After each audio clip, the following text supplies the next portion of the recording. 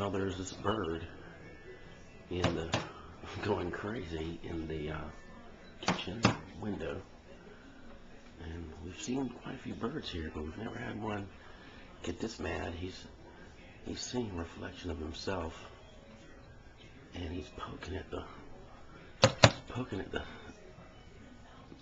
what he sees is another bird that looks like him. He's getting all mad. He has no idea I'm on the other side of this, because he just sees himself. Not sure what kind of bird that is, but he's totally fascinated by this thing.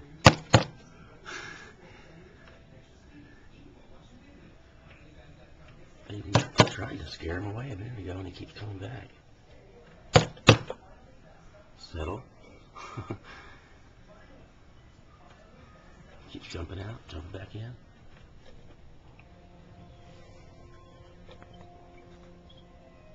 He's talking. Now he left. Oh well, he'll be back.